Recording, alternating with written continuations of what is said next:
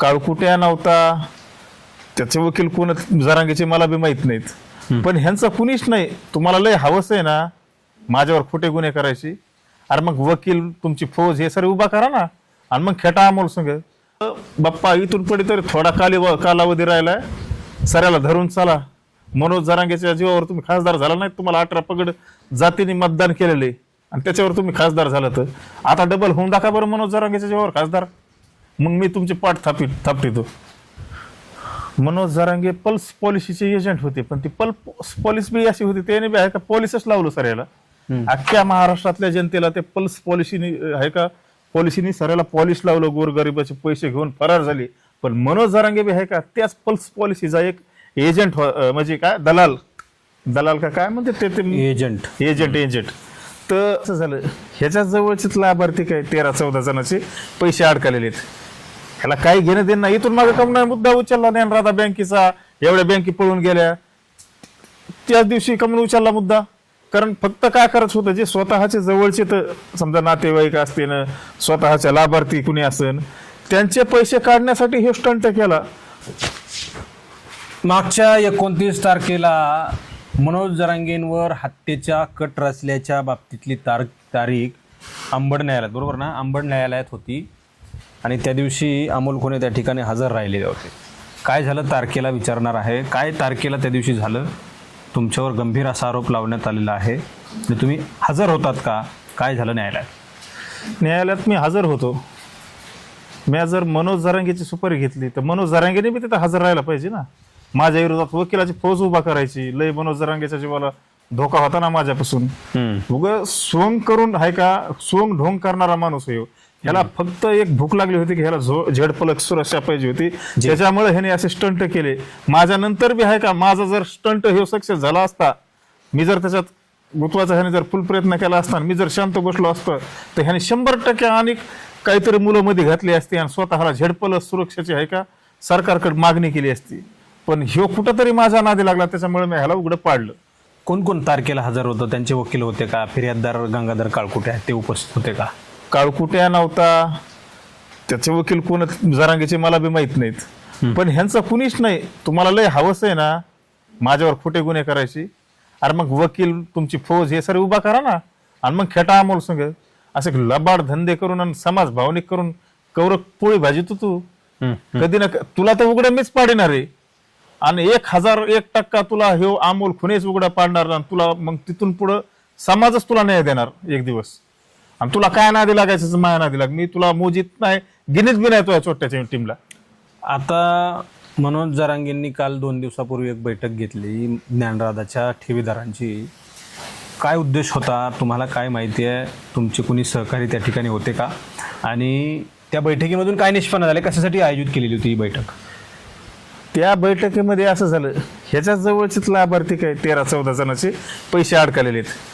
ह्याला काही घेणं देणं नाही. इथून मागे कमणार मुद्दा उचलला नाही राधा बँकेचा, एवढ्या बँके पळून गेल्या, त्याच दिवशी कमून उचलला मुद्दा. कारण फक्त काय करत होतं, जे स्वतःचे जवळचे तर समजा नातेवाईक असतील, स्वतःच्या लाभार्थी कुणी असेल, त्यांचे पैसे काढण्यासाठी हे स्टंट केला. पण ते स्टंट कुठेतरी उघडा पडला आणि लोकांच्या लक्षात आलं, लोकांनी काय त्याला त्या गोष्टीला रिस्पॉन्स दिला नाही, आणि काहीतरी टक्केवारी ठरली असेल की समजा मुद्दा उचलला तर पैसे हे टक्केवारीवरच काम करतो सध्या. हे म्हणजे मोठा एक दलाल आहे, ते नाही का काले कपास की फटक दलाल, तसा दलाल आहे. म्हणजे हे सगळं, म्हणजे ही बैठक बोलवणं एक फार्स होतं, त्यांच्या सहकार्यांचे पैसे काढून त्याचे पर्सेंटेज घेऊन, हे तुम्हाला कोणी सांगितलं आणि हे कसं, तुम्हाला काही माहिती मिळाली? अहो सारी कुचबुच असती. माझ्याकडे बी माणसं आहेत ना, माझे बी माणसं बहिर्जी नायकासारखं काम करून मला सारी माहिती देतात. मी बी एक चळवळीतलाच माणूस आहे ना, चळवळीतूनच मी बी एक तयार झालेलो आहे. फक्त काय माहिती का, मनोज जरांगे अपघातामधून डायरेक्ट उदयाशी आला, आणि आम्ही आहे का कर्तृत्वाने मोठे होणार आहेत. आम्हाला असं समाज भावनिक करून, नाकात कुकाचं पाणी लावून, कुठं उकड खाऊन, इतकाला हातात गिलासाचे ज्यूस पिऊन आम्हाला समाज भावनिक करायचं नाही. बाथरूम मध्ये जाऊन सर आमच्याकडे तंबाखू खाऊन आम्ही असले उपोषण करणार नाहीत काय नाहीत, पण आम्ही जर करायला लागलो तर ओरिजिनलच समाजाचं काम करतो आणि केलेलं आहे. आमच्याकडे त्या ओरिजिनल कामाच्या पावत्यात मुंबईला मराठा आरक्षणासाठी आहे का स्वर्गीय नकराव मेटेच्या नेतृत्वाखाली आम्ही बैलगाडी वडीत नेलती इथून 500 किलोमीटर 450-500 किलोमीटर इथून गाव बैल नव्हते एवढ्याले पाय सुजले होते. शिरपा चिंदमला जेलमध्ये मारलं होतं नाका तोंडातून तिथं बी हात मोडलेला आहे आणि कोपर्डीच्या आरोपीला बी कोर्टात तोडलेलं आहे. मनोज जरांगे तिथून पळून आलेला आहे. हे मी एवढं मीडियावर डायरेक्ट बोलतोय म्हणजे हे मी सत्य बोलतोय आणि माझ्यावर काय आबरू नुसकानीचा दावा टाकायच्यात ना टाका. अमोल खुने भेट नाही रे तुम्हाला. ते त्यांच्या सहकाऱ्यांचे पैसे बँकेमधून काढून देण्यासाठी हे प्रेशर आहे असं तुमचा आरोप आहे थेट. हा त्याच्यासाठीच सहकार्याचे पैसे निघतात टक्केवारी बी भेटती. म्हणजे बँकेतल्या ठेवीदारांचे काही घेणं देणं नाही असंच आहे. काहीच घेणं देणं नाही. काय आवाहन कराल बँकेतल्या ठेवीदारांना? मी डायरेक्ट ठेवीदाराला एवढंच आवाहन करतो तुम्ही डायरेक्ट सरकारशी भांडा. जे सरकार आहे बीजेपी सरकार ह्यांच्याशी भांडा. ह्यांच्याशी कुठतरी मुख्यमंत्री साहेबापासून तुमचं घरानं हे घाला आणि तुम्ही स्वतः नेतृत्व हातात घ्या. असा सेनापती तयार करू नका.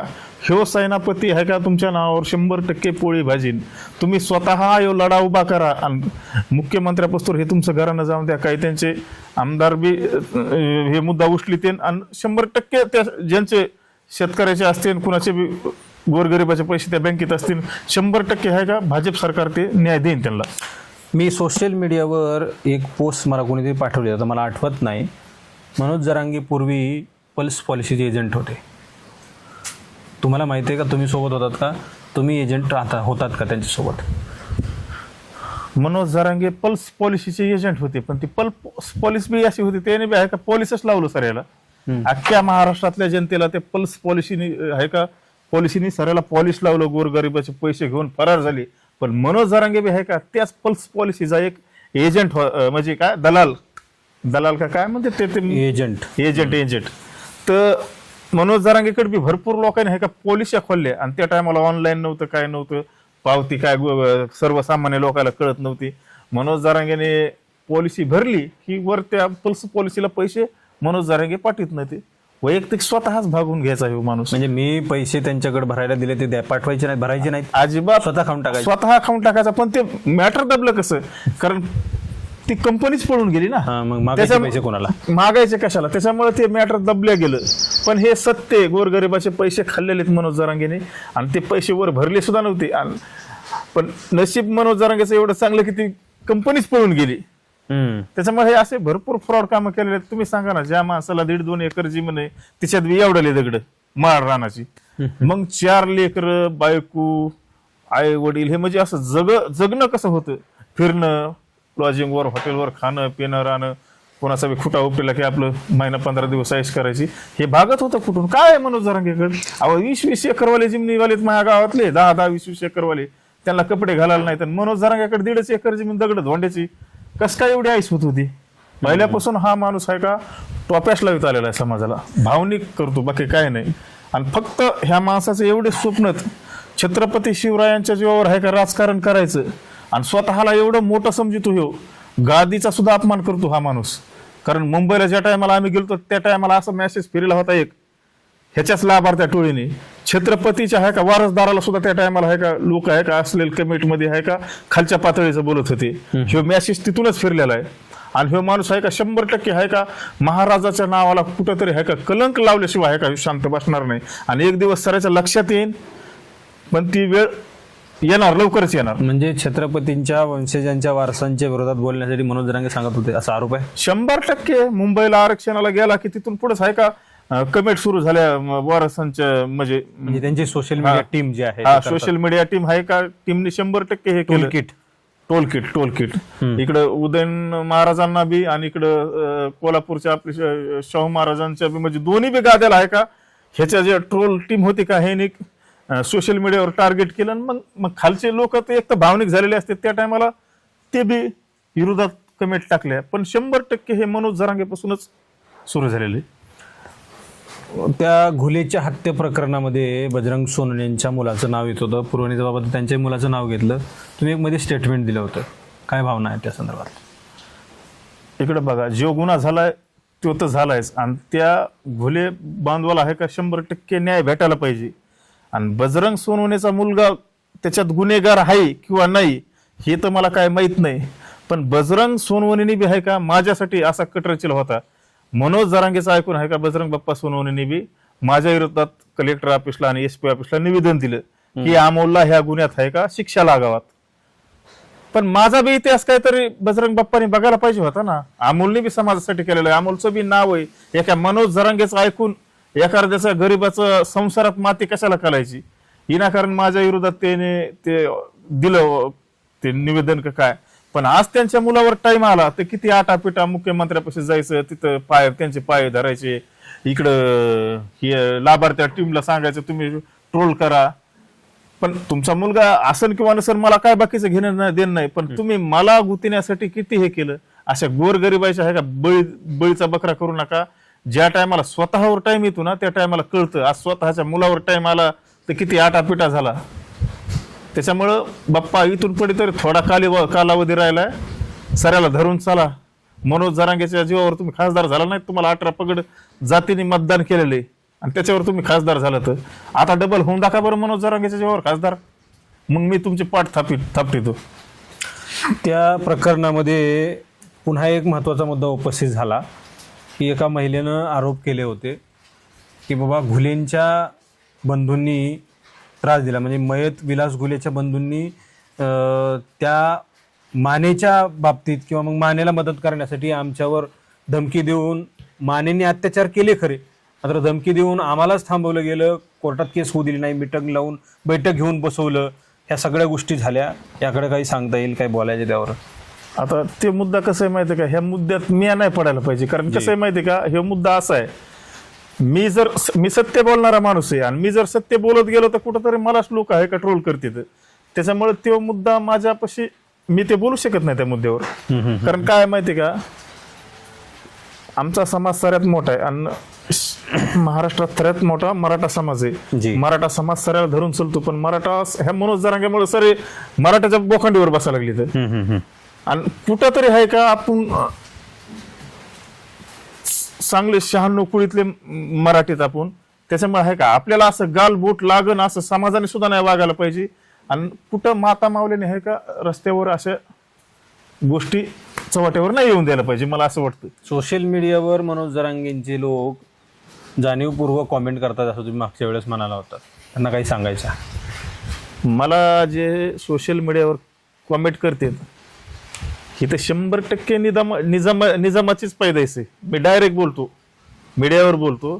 तुमच्या जर खरी धमक आहे ना, तुम्ही अमोल संघ खेटा. मी तरी 96 कुळी मराठा आहे. जरांगेला जाऊन विचारा, जरांगे 96 कुळी मराठा आहे का? माझ्याकडे आहे का सरे पुरावेत माले पाटलाचे आमच्याकडे सरे पुरावेत. मनोज जरांगेकडे तसे पुरावे आहेत का? आणि जो 96 कुळी पाटील आहे तो स्वतःचं गाव सोडून पोट भरायला सासरवडीत जाईन का? आम्ही काय लय जागीरदार राहिलो नाही तर फांद्या फुटात जिमनीचे एका तुकड्याचे 4 तुकडे होते तर कुणाकडेच आता काय लय प्रॉपर्ट्या राहिल्या नाही. पण जो माणूस पाटील आहे तो माणूस आहे का गाव सोडून कधी पळून जात नाही. मग मी पाटील आहे, मी मंजुरी करून खाईन, पण गावात तर माझं आहे ना अस्तित्व. माझं अस्तित्व आहे म्हणूनच मी गावात राहतोय ना. आज एवढी पोझिशन आहे. मनोज जरांगेच्या काळात तर काहीच नव्हतं, मग कशामुळे गाव सोडलं?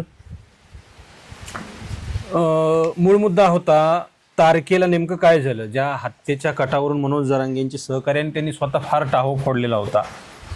अनेक आमदारांनी अमोल खुनेंच्या बाबतीमध्ये म्हणजे याच हत्येच्या कटा संदर्भामध्ये अनेक आमदारांनी खासदारांनी निवेदनं दिली होती.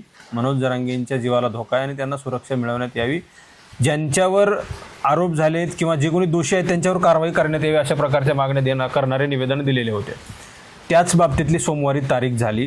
त्या तारखेमध्ये अमोल खुने आणि आणखी कोण सोबत तुमच्या होतं, म्हणजे तुमच्यावर जे आरोप असणारे सगळी लोक उपस्थित होती? सगळे होते. कांचन साळवे होता, ते दादा गरुड होता, मी होतो. मग मी तेच म्हणतोय ना, मनोज जरांगेच्या जीवाला धोका आहे ना. मनोज जरांगेंनी अशी खपाखप फौज उभा करावात माझ्या विरोधात, माझी जामीन कॅन्सल करावात. कारण मनोज जरांगेच्या जीवाला धोका आहे आणि सरकार कोण आहे का झडपरलं सुरक्षा मागावात. काय नाटकं लावले त्या मनोज जरांगेंनी. माणसात माणूस ठेवला नाही आणि मला बळीचा बकरा केलं. ज्याने तुला घडीला त्यालाच तू बळीचा बकरा करायला लागला का? अरे अमोल खुने, तुम्हाला साऱ्या तुमच्या छोट्या टीमला पुरून उरण. तुमच्याकडे सारे आज तुमच्या एका दिवसाचा तापायचा खर्च तर माही सारे पुरापटी नाही, तरी बी अमोल खुने आहे का तुम्हाला पुरून उरलाय. हाच मुद्दा होता. मात्र मनोज जरांगेंचे कदाचित वकील त्या ठिकाणी असतील. जी काही फिर्याददार आहेत, ज्यांनी फिर्याद दिली होती, ज्यांच्या फिर्यादीवरून FIR दाखल झाला, ते काळ कुठे सुद्धा तिथं उपस्थित नव्हते. म्हणजे किती गांभीर्य आहे या सगळ्या गोष्टीवरून लक्षात येतं. एखाद्या माणसाची हत्या होणार आहे किंवा त्या हत्येची सुपारी घेतली, एखाद्या व्यक्तीवर 1 किंवा 2 व्यक्तींवर गुन्हे दाखल आहेत आणि कोर्टामध्ये हे प्रकरण सुरू आहे. मात्र एखाद्या माणसाच्या जीवाला धोका आहे आणि त्याला आपल्या जीवाला धोका असल्याची काहीच काळजी नाही. याचा अर्थ नेमका काय काढायचा? हे प्रकरण खोटं आहे का? या तक्रारी खोट्या झालेल्या आहेत का? हे गुन्हे खोटे दाखल झालेले आहेत का? असा पहिल्यापासून सुरुवातीपासून हा प्रश्न उपस्थित होतो आहे. त्याचं उत्तर येणाऱ्या काळामध्ये मिळेल.